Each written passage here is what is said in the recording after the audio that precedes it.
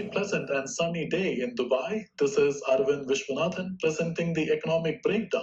The New York Times article by Peter S. Goodman and Neeraj Chokshi about how global shortages of many goods have reflected the disruption of the pandemic, combined with decades of companies limiting their inventories, which provides a lengthy analysis of how just-in-time manufacturing was particularly prone to the ongoing supply chain disruption. We will be discussing about the article released on the 1st of June 2021 titled How the World Ran Out of Everything. Allow me to introduce you to Ms. Jessica Myers, economic analyst from New York Times, and Mr. Mohammed Ali Tahir, chief economist at McKinsey. Thank you both for joining us and welcome to the show. Thank you. It's a pleasure to be part of this insightful and important discussion. And as a guest speaker, I will do my best to make this show interesting for you today. Hello from New York. Thank you for having us on this show. I'm a big fan. Well, thank you for an amazing introduction. To start with you, Ms. Mars, we know the pandemic has resulted in a global shortage of goods by companies limiting their inventories. With the just-in-time practice followed by most companies, how do you see the demand being affected in the post-pandemic situation where business in most countries have gradually picked up the pace? What do you think the impact would be on the global economy?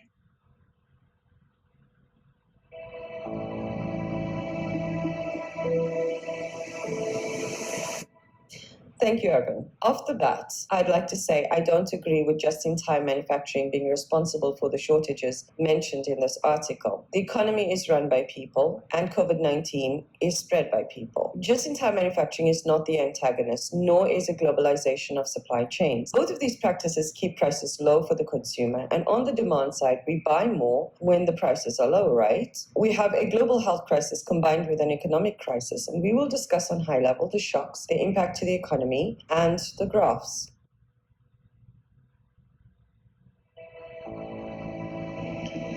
Exogenous events called shocks occurred, and the economy responded to these outside events. Supply decreased as a natural business cycle in Asia starting December 2019. The pandemic was declared shortly after, which brought about the demand shocks as Europe and the US cancelled orders. So industries that were important to the economy shut down, didn't have the inputs to produce, which created the bottleneck, that is, the shortages of goods as reported in the article.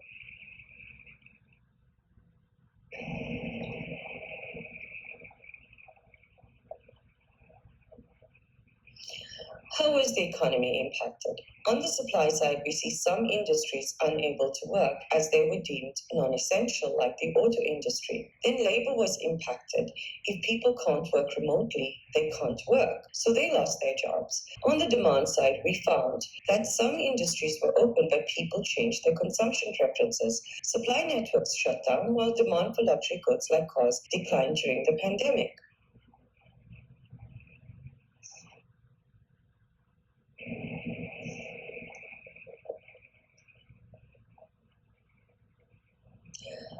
Graphs are a favorite topic.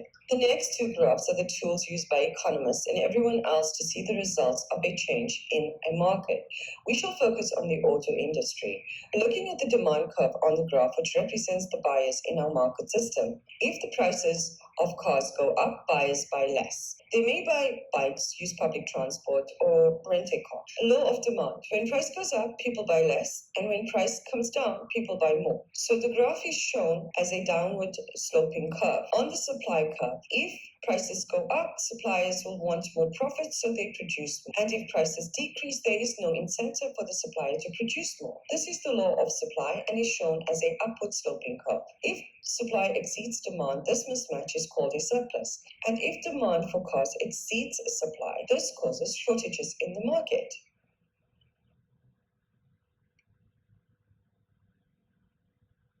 External forces can shift both supply and demand curves like the shocks we experience, changing the equilibrium price and quantity. In the scenario of chip shortages being reported, this will make it impossible to produce cars, so supply will decrease. Chips are a critical input in car manufacturing. The entire supply curve shifts leftward from S to S1. This is because at all possible prices, there would be fewer cars produced. From an economic standpoint, these shortages are temporary and not as severe as our health crisis. The main priority today is for firms and governments to triage the societal and economic issues emanating from this crisis, to have better tools to be better prepared for the long run. Back to Mr. Viswanathan, and thank you for listening.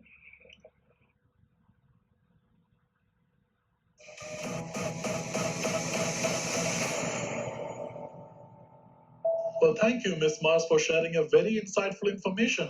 The study says that companies can run successful lean programs not only to save money in warehouse operations, but enjoy more flexibility. It promised savings of up to 50% on warehousing if clients embraced its lean and mean approach to supply chains. So, no matter whatever the benefits be, to a larger extent, this does result in a shortage of goods, especially at this situation where most companies are aggressively planning to slash their inventory cost. In that case, let us assume that people have adapted to this lean mentality, and being in this assumption, the shipping cost declines, how this is going to benefit the supply chain. Mr. Tahir, what is your take on this?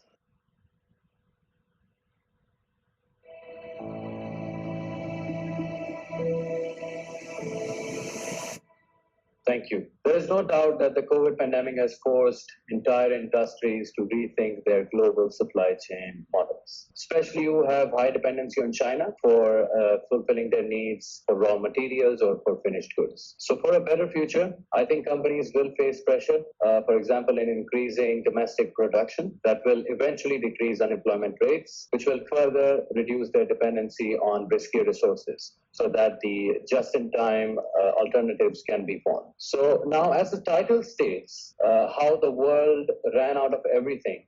So before it actually happens, I would like to give my suggestions, which can be split into two sections: short-term and long-term global supply chain strategies.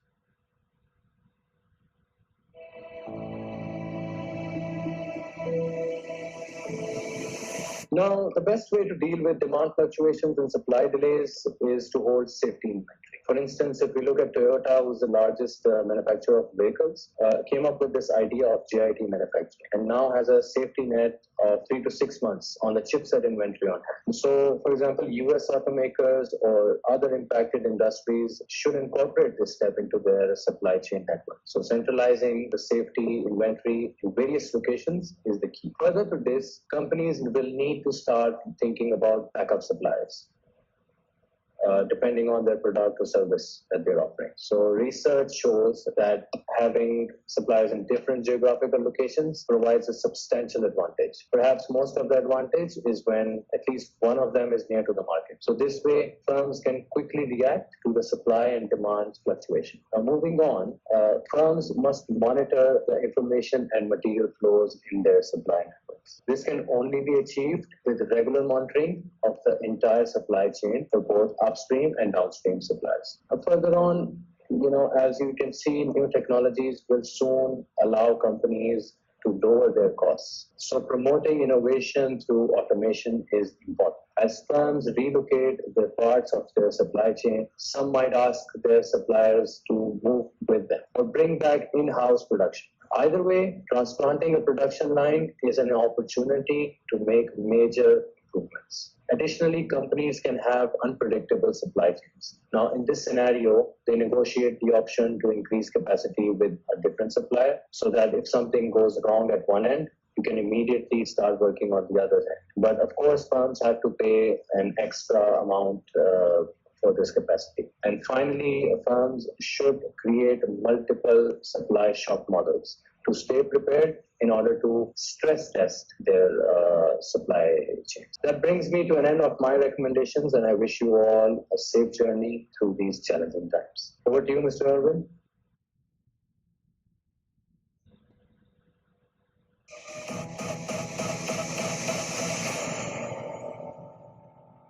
Well, that brings us to a just-in-time end of our segment on how the world ran out of everything. We had a great privilege of listening to both our guests who explained the microeconomics of supply and demand shocks, including the measures that can be undertaken by the supply chain executives to ensure supply chains are resilient both in the short and long term without compromising on efficiencies. According to my understanding from this discussion, cost optimization can no longer be the only consideration in structuring our supply chain. We need supply chains that are built built for resilience with humanity at the core to fight this crisis. Supply chains are so much more than systems, structures, and technologies because there are also people involved whose safety and well-being must be prioritized. Business leaders, especially those in technology, have an obligation to build a supply chain of the future with an unwavering commitment to human rights and safe practices for all workers. However, I think the overall just-in-time model is very efficient and successful, so as businesses return to normal, the just-in-time can outshine all the other supply chain policies again. These massive inventory measures might